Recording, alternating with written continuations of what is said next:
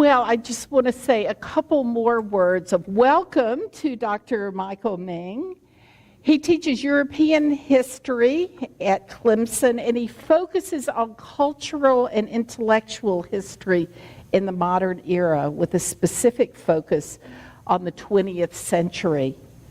And more specifically still, in a book he's finishing currently on the distinct response of the modern era to the issue of human suffering in comparison to ancient and medieval responses to suffering. And Michael, I know your family has a lot going on this morning, so we especially appreciate you being here with us. Thank you. Well, thank you very much for the introduction, and thank you for coming to hear this talk, and thanks especially to Elena for inviting me. So the task I have, first of all, can everyone hear me? Okay. I'm most used to teaching without microphones, so if you can't hear me, sort of raise your hand and then I'll know. My task is to speak in celebration of science, yet I'm not a scientist. I thought that I might be a chemist, and when I went to undergraduate, I started chemistry, and I've started to fall in love with the humanities. I started to fall in love with history. I'm a historian. So I'm here speaking in celebration of science as a historian. This might seem somewhat unusual. It might seem unusual because aren't we living in a contemporary world in which we're supposed to think that the humanities and science are not only fundamentally different, but that they're often in opposition to each other? Aren't I then, as a proper humanist, supposed to stand up and be worried about science? Be worried about what science is after, be worried about the dominance of STEM, and aren't I supposed to, in other words, add to the chorus of my fellow humanists who worry about science? I'm not going to do that today. I'm going to do something else. I'm going to praise science. But what I want to first ask is the question, why in the world is there this opposition in the first place? Why is there such worry among humanists about STEM? A worry that is not alleviated when an A is added to the word and we get STEAM, because there's now, still ST and then E and M, and A is in between, and there's a worry that those other sciences are encroaching upon art. Why is there this worry? Now, you might think that there are multiple reasons. Usually one goes into a discipline because you like it. So if you go into history, or if you go into philosophy, or if you go into English, you tend to think that that discipline has something to say about the world that is particularly important, and you then tend to think that that is somewhat better than the other discipline, so it might be just disciplinary grounds. There's also the worry of being left out of the party. At Clemson University, there's no doubt that the university is a STEM university, and sometimes humanists feel left out. There might be multiple reasons: guarding your disciplinary territory, fears about being left out. There's not much money in the humanities where there is a lot in science. But I want to suggest today for us to think about something else.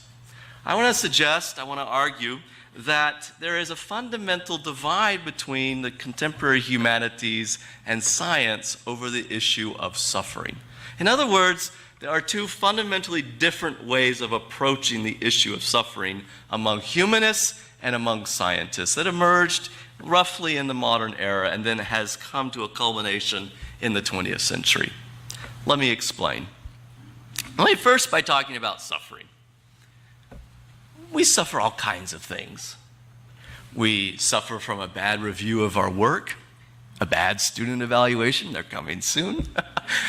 We suffer, I have a 4-year-old and I have a 2-year-old, and sometimes they make me suffer. When Elliot this morning's playing with his lightsaber, right, a physical suffering. You might just have a bad day, a headache. There's all kinds of sufferings that we have. But to think about it more generally, there are roughly two different kinds of sufferings.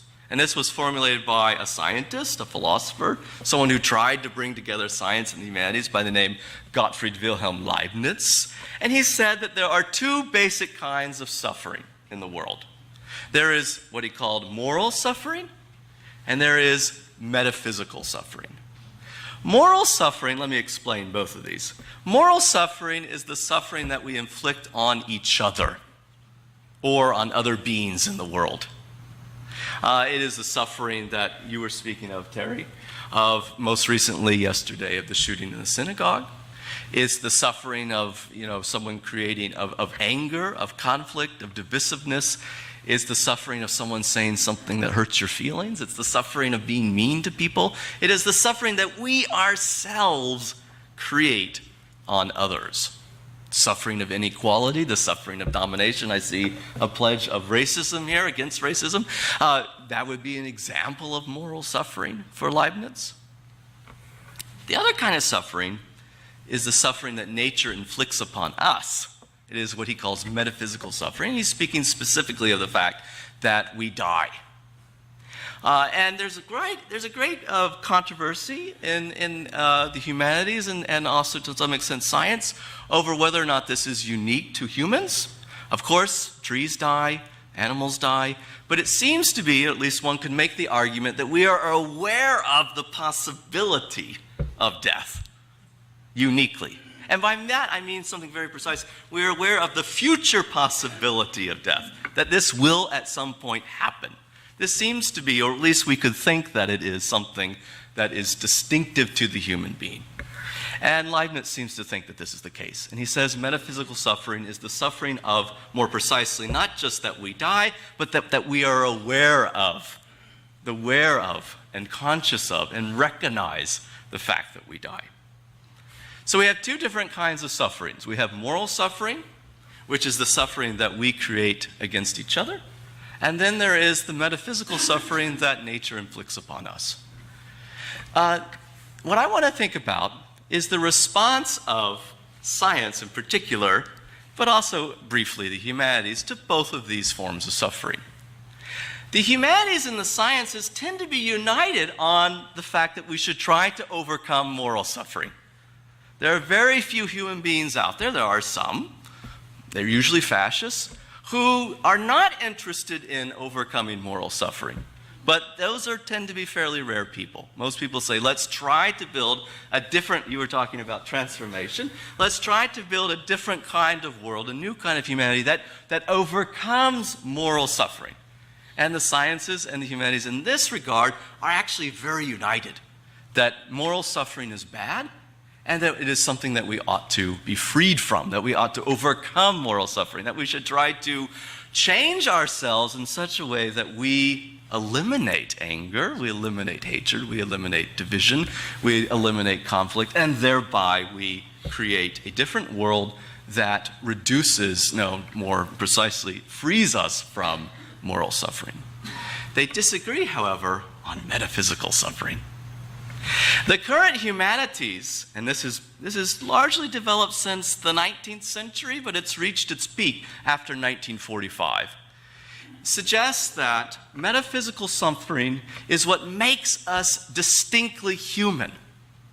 To die and to suffer and to die is to be a human.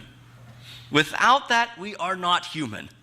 And thus, the humanities tends to counsel us to accept, if not embrace, suffering and death. Or to put it in more current terms, and after today you can just Google it and you'll see it. It's all over the place. We are to accept or embrace our fragility, our vulnerability, with the idea being that if we do so, then we will be humbled. And in being humbled, we will relinquish, we will free ourselves from the hubristic desire to dominate others and the earth. In other words, the argument is that if we accept metaphysical suffering, it will free us from moral suffering, or it will at least diminish it. So the humanities counsels that we should accept and embrace ourselves as fundamentally and irreparably fragile. The sciences, or let me put it more prudently, not Aristotelian science, but more prudently, modern science, at least since Descartes, takes a very different approach. Science argues that we ought to be, our goal as human beings, our common task as human beings, should be oriented towards diminishing suffering as much as possible, both metaphysical and moral suffering. And the argument that one makes in the sciences is that they have to both be diminished, that you're not going to get a diminishment of moral suffering without a diminishment of metaphysical suffering. Let me give you a quote from Descartes. Knowing the force and action of fire, water, air, the stars, heavens, and all other bodies that environ us, we can employ them in all those uses to which they are adapted, and thus render ourselves the masters and possessors of nature. This is desirable, not only for the invention of innumerable devices, which would facilitate our enjoyment of the fruits of the earth, but also and most importantly for the maintenance of health, which is undoubtedly the chief good and the foundation of all other goods in this life. For even the mind depends so much on the temperament and disposition of the bodily organs. And thus, Descartes concludes that we might free ourselves from innumerable diseases, both of the body and of the mind, and perhaps even the infirmity of old age, end quote. The attitude of science, as expressed here by Descartes, could not be more different than that of the current humanities. The difference, let me summarize it, could be thought by recalling the myth of Prometheus. As you all know, Prometheus is the Greek Titan god who steals fire, which is metaphorically represented by technology, steals fire from the heavens for the benefit of humankind. Prometheus is for human freedom. He is for the improvement and the transformation of the world for the sake of a different and better humanity. But he, of course, is punished by Zeus. He is bound to a rock, and then there is an eagle that is set freed to eat on his ever-regenerating liver. The humanities today stresses the impossibility and the undesirability of freeing Prometheus. Science, very differently, stresses the possibility and the desirability of freeing Prometheus. The sciences, in short, are for freedom from suffering, their greatest and most beautiful contribution to human knowledge, in my view. Now, just to come back to the humanities right now would say, how could that possibly be something that we should embrace? Because if we do embrace the scientific freedom from suffering, will that not lead to more suffering? Will that not lead in the age of the Anthropocene to the conquest of nature? Will it not lead to the vanity of the human being and thus lead the human being to be a ruler over the earth? Will this not lead to, in other words, the humanities suggest, to greater misery, to greater suffering, to ourselves, to the animal world, and to the planet itself? Humanists are skeptical. They are skeptical about the possibility of creating a new kind of world. They are skeptical about the possibility, in particular, of harnessing technology, of using science to harness technology in a manner that is different than the way it's been harnessed in the past. They are skeptical, that is, about the possibility of harnessing technology for a universal salvation of humankind, of the animal world, and of the planet. But I think that this is possible. I think that it is possible that science could harness technology in a way that could lead to a diminishment of suffering, though, as a way to conclude, I would say that it would have to work with the humanities. A humanities, however, that is transformed, a humanities that is not opposed to the scientific attitude of suffering, namely that suffering ought to be diminished as much as possible, but rather in concert, in harmony with science, works with science to diminish suffering as much as possible, to create a new and transformed humanity that is in harmony with nature rather than dominating it. Thanks.